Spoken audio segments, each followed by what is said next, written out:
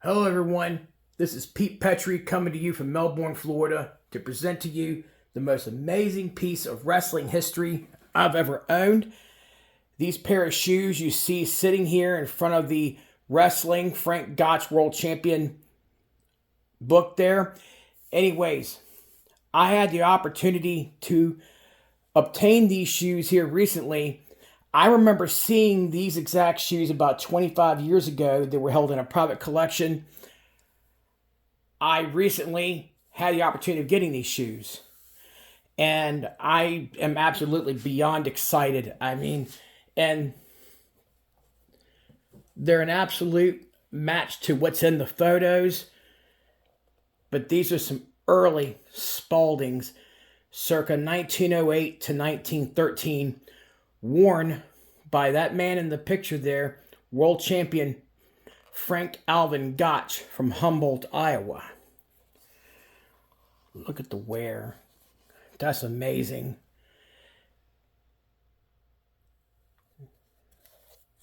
These are Spalding wrestling shoes, and still an amazing shape, remarkable shape for their age. I had communicated with the owner of these shoes about 25 years ago, and it was like something intangible that I probably never would own. And then the opportunity came, and of course, I arose to the occasion and got the shoes. But you can see the tag in here, right there, the Spalding tag stitched into there, established since 1876. But the shoes are a very dead match for Frank Gotch's size. I wear 10 and a halves, and that's the size of these shoes. And Frank Gotch's ankle size and his ankle measurements would have been a 10 and a half for what he would have worn, somewhere in that range, give or take a half inch. But his ankle measurements match these amazing pair of shoes. Now about Frank Gotch. Frank Gotch was an Iowa farm boy. He was born on 27 April 1878 in Humboldt, Iowa. And he began wrestling at a young age. And later on, he was discovered in the late 1800s, like 1899. He was discovered by Martin Farmer Burns, who also is a big wrestling legend. And he became Frank Gotch's trainer, mentor, trainer, manager, the whole nine yards. But Frank Gotch began having a lot of success, especially under someone as experienced as Farmer Burns. And that led to him having a match. And at the time, this match was for the World Heavyweight Wrestling Championship in 1908. He beat George Hackenschmidt for the world title, the Russian Lion. So people go, well, who's George Hackenschmidt? George Hackenschmidt, when you talk about the hack squats, that's George Hackenschmidt. He's one of the pioneers of bodybuilding and powerlifting that we know today. But he was also a technical wrestler, George Hackenschmidt. And he was absolutely the most feared athlete in the world at the time. And Frank Gotch, definitely was smaller than the Russian Lion, George Hackenschmidt, and he beat him. And in their rematch at Comiskey Park, the Chicago White Sox Stadium, the place was packed to capacity. And at the time, that was a world gate record. And but he beat Hackenschmidt in their rematch. It was controversial, but anyways, he had prevailed the winner. But he became so popular at the time, he had his own book that came out. This amazing book right here, Wrestling by Frank Gotch, World's Champion, Fox Athletic Library. And what an honor it is to have this early book. And here you go, and here, right there,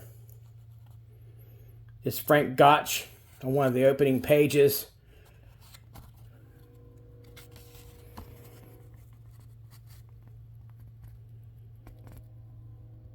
Honored to be holding this stuff.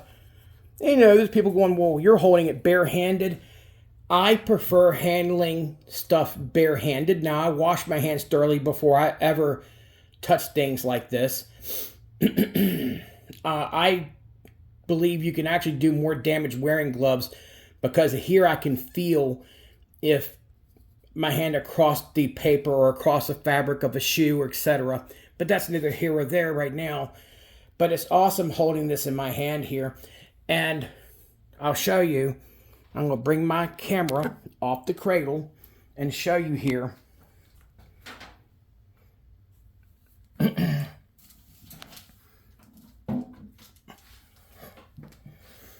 It says right here, World Champion Frank Gotch, Wrestler of the World. This famous athlete who conquered George Hackenschmidt has written a valuable book. This book has written a valuable book on the art of wrestling for the Police Gazette, in which he makes a practice of his great toe hold. He was known for his step over toe hold ankle locks. He was a leg lock, ankle lock specialist. The price is only 10 cents a copy. Postage 3 cents. Extra here, he is shown wrestling with Oscar Samuelson. That was another stud back then. A well-known heavyweight. Here is your chance to get strong and acquire health and learn how to wrestle. That stands true today, actually. That stands true today, but this was a plug for this book. This came in a Police Gazette magazine. Back then, that was like a Sports Illustrated.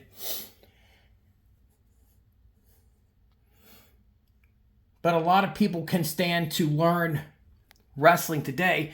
And some people who aren't familiar with catch wrestling, is still practiced heavily over in England and Europe. And there's quite a few catch wrestling schools here in America that is growing. A lot of jiu-jitsu academies and dojos are adding catch wrestling into their curriculum there. You can't do the toe hold anymore in high school or college wrestling. That's totally illegal. And you can't do the head scissors in that fashion anymore. That would be absolutely DQ'd. At the very least, they would stop the match and penalize you. This here, you can. This is a traditional, half Nelson. He's running a half Nelson right here. And now he's going to go into a toe hold there. But, you could negotiate a takedown just like that now. And up here is very close to what we do now with, the leg ride. You got a leg ride in power half. He's running a power half. And people say, well, how did high school wrestling here in America and college wrestling, take to the popularity of Frank Gotch? Frank Gotch's popularity became so intense that high schools and colleges and local YMCAs for youth, high schools, colleges began adding wrestling to their curriculum. Now, because you were getting youth involved, they eliminated the more dangerous, toe holds like that one there. That's where, they did chokeholds. So catch wrestling you won the best 2 out of 3 falls, you wrestled the best 2 out of 3 matches, and you won by either pinfall or submission hold. As in, competitive catch wrestling, it still stands the same. But a lot of your dangerous holds, like full Nelsons and ankle locks and choke holds. He's not showing any choke holds on here. I mean, that'd be the closest thing to the head scissor, but that's more like giving you a damn headache there. But these varsity programs, they took the more dangerous choke holds or certain throws and made it more friendly for youth wrestlers. Frank Gotch had 100% to do with his popularity, had 100% to do with the inclusion of YMCA's opening wrestling programs, high schools and colleges starting varsity wrestling programs. So the high school and college wrestling that everybody has appreciated over the last century, you can thank that man, Frank Gotch. And people go, well, did he have ball cards? He sure did. He sure did, right here. This one here is he is so popular. This is a British. Now there was U.S. cards that carried his pictures too. This is a British tobacco card. See, a long time ago, sports cards came in packs of cigarettes, packs of caramel, and other types of smoking stuff or candies. But this one's 1909 Ogden cigarettes. The series was called Pugilist and Wrestlers. Pugilist is a term for boxers. It's the old archaic term for boxers. Frank Gotch, pictured here on this card. I had this one professionally graded by SGC grading. I don't know how it got a 3.5. I would love to resubmit this one. It still baffles me. But look, let me see. And they talk, Frank Gotch has the best claim to the world's championship of any wrestler at the present before the public. He defeated George Hackenschmidt at Chicago in a contest lasting a little over 2 hours. Wow. Some of these matches went forever. Gotch then came to England, and Gotch came to England, and a committee appointed who were vested with full power to make a match, or matches, which would decide the world's championship, were named to meet, but former refused to meet Lehman and sailed for America. So anyways, this card here is just one of many different items that I have of Frank Gotch. Sorry, that was kind of hard to read the way I was angling it and all. But again, these shoes. So honored to hold these in my hands. One of the coolest pieces of history I've ever owned, and I own some pretty amazing pieces of history. You could go for the next decade and not find that wrestling poster that came out of the Police Gazette. The Police Gazette would do supplements in their newspapers. Their magazines were like, see, there's one up there. That's a Police Gazette up there. And these would come folded inside of there, and you would take them out and put them on your wall. I imagine there were some sporting goods stores back then where this book was being sold. This set had that on their wall, or some young kid put this on his wall, because Frank Gotch was a big hero.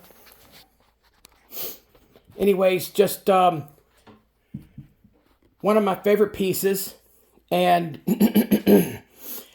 he competed, though. Frank Gotch competed from 1899 to 1913. And he held the championship from 1908 to 1913. He retired as champion. But he was so popular that President Teddy Roosevelt, this man right here, President Teddy Roosevelt, yeah, that's an original paperweight from his presidency there, Roosevelt.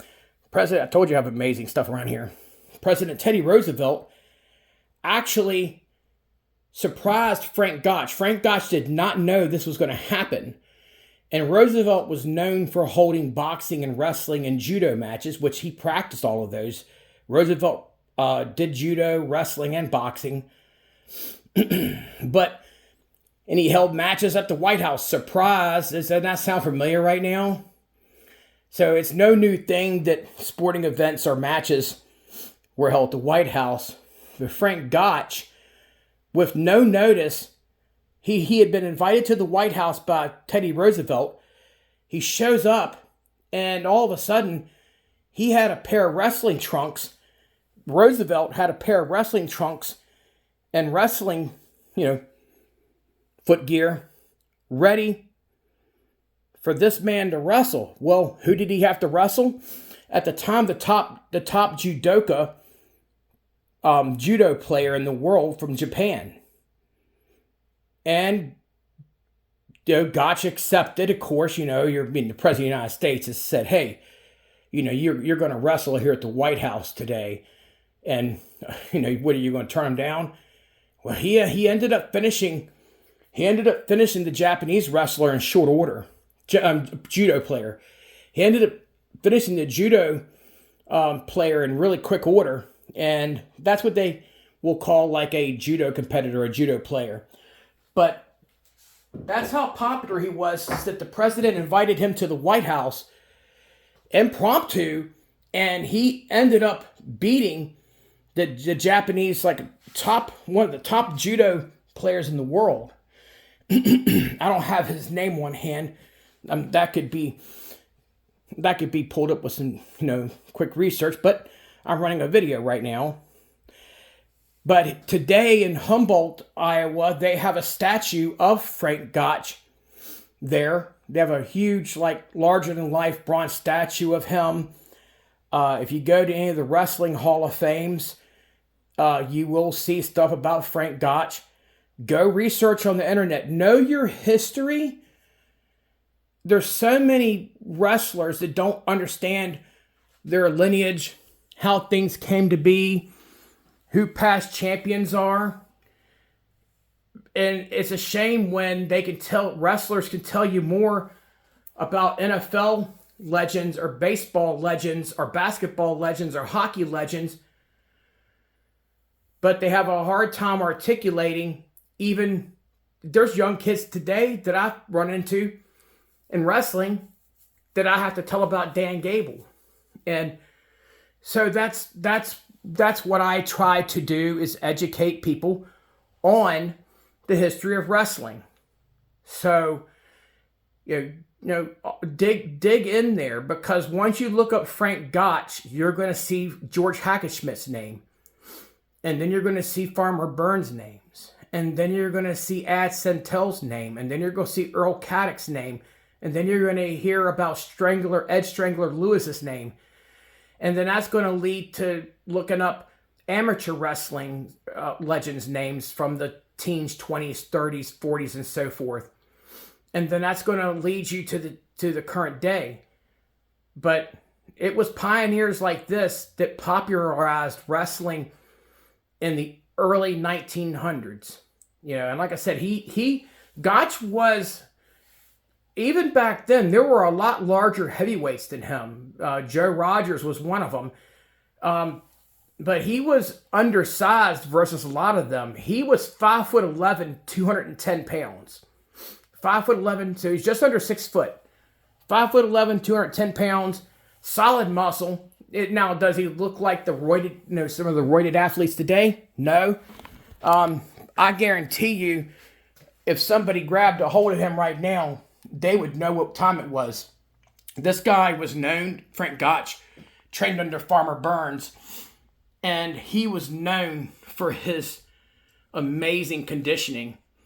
But you're looking at those photos, that's 210 pounds, and that is solid muscle.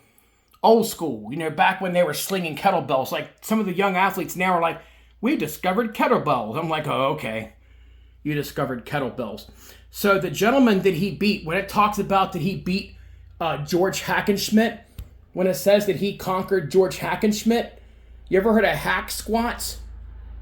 It was George Hackenschmidt who invented the hack squat. And I could be wrong, but I believe he invented what is the modern day bench press. And again, Hackenschmidt wasn't just bodybuilding. He was absolutely a skilled, formidable wrestler who held the world title for a considerable amount of time before Frank Gotch. But it's an honor to have these. I can't express enough how happy I am to be holding the coolest piece of history I've ever held in my hands. I don't even feel worthy of holding these shoes. I really don't. And I'm going to be doing some more research on these shoes, and based upon who I got the shoes from. So I was, this is what the original owner of these said, was that their grandfather had trained with Frank Gotch back in the early 1900s. And when they were at a training session at a gym, Frank Gotch left these shoes behind in the gym. He got another pair, like new pair of shoes at that gym, and he left these behind. And the person's grandfather, of course, grabbed these shoes. Imagine if Tom Brady threw a pair of cleats in the trash. Well, you'd go quickly recover them, and you'd be like, let's go to eBay real quick and sell them, or you'd keep them, who knows, But you'd probably pull them out of the trash and ask Tom Brady to sign them. But anywho, these came from Frank Gotch, and were, I would say, given or picked up after he had ditched these at the gym for a new pair of shoes. His training partner picked these up and took them as, I guess, what you would say a souvenir. Just the same people would do today. If they saw a player was discarding a baseball player was discarding a pair of batting gloves, or a wide receiver in the NFL was going to get rid of their, gloves for football games or whatever. Baseball player throwing out their mitt. So, pretty amazing. And someone said, well, what if they're not Frank Gotch's shoes? You know what? I looked at the photos in here, and for one, like I said, they match the dimensions of what Frank Gotch would have worn. They match his ankle size. And people go, what about ankles? The size of your ankles greatly determine the size of your feet. That's a fact. It just, anatomically, you're not going to have small ankles. You're not going to have ankles that are the size of, say, like a woman that's 110 pounds with size 19 feet. You just couldn't. Your body wouldn't support it. So, ankle size determines shoe size, and his ankle size puts him at approximately a 10.5, maybe 11. But when I look at these shoes in the photos, and I look in here, and I say, wow, holy cow, look.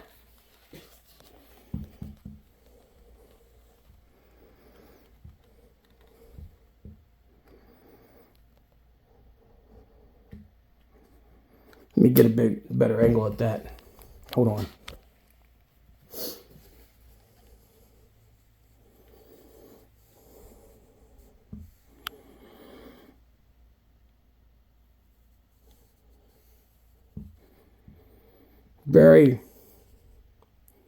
Very, very similar.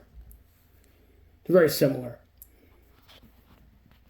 Now, I'm not saying these are the shoes in that photo. That I'm not saying. I'm saying that they're very similar. If you look at the front here, the way the laces go down, and you'll see where it comes into kind of like a horseshoe at the bottom.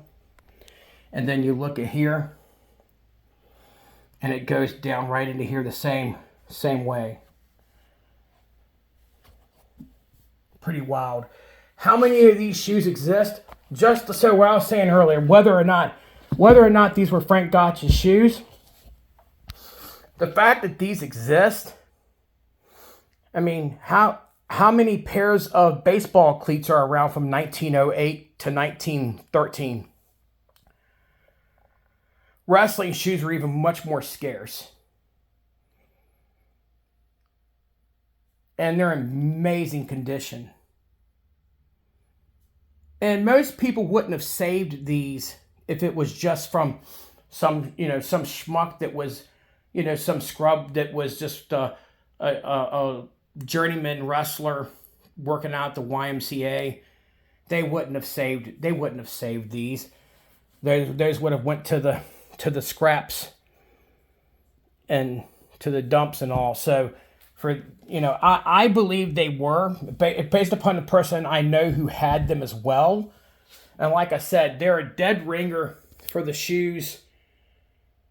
See how the laces are, and it goes down into that U, or it goes down the very bottom there.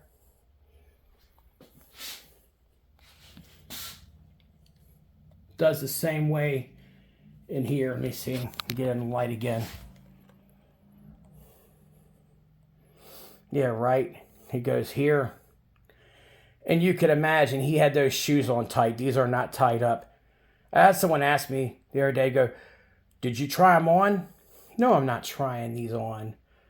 First of all, I'm not worthy of tying the same shoes as Frank Gotch.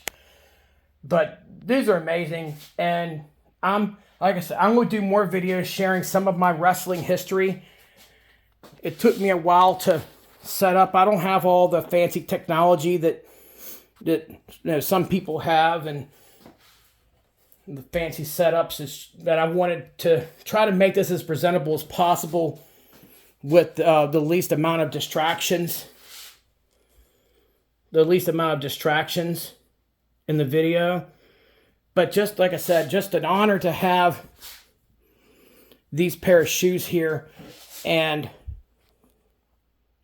an honor to show you guys an amazing piece of history, but also to tell you about Frank Gotch.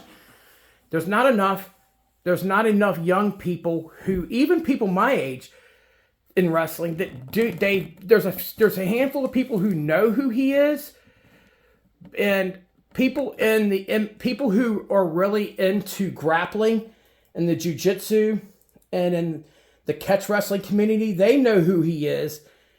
But we need to do more about getting the history of some of these early wrestling pioneers out there. There was one other world champion from America out of New York before Frank Gotch, and his name was William Muldoon. Now, he was in Greco-Roman wrestling, quite a bit different than catch wrestling. Catch wrestling, without the submission holds, catch wrestling has a lot more similarities to it than actual Greco-Roman wrestling does. And so, like I said, there was one other world champion out of America, William Muldoon, which I have some original stuff on him, and that's a whole different video. But Frank Gotch was the first recognized world catch wrestling champion. That, like I said, gave way to many of the amateur wrestling programs that we have today. But I appreciate everyone watching this video. If you have any questions, hit me up in the comments.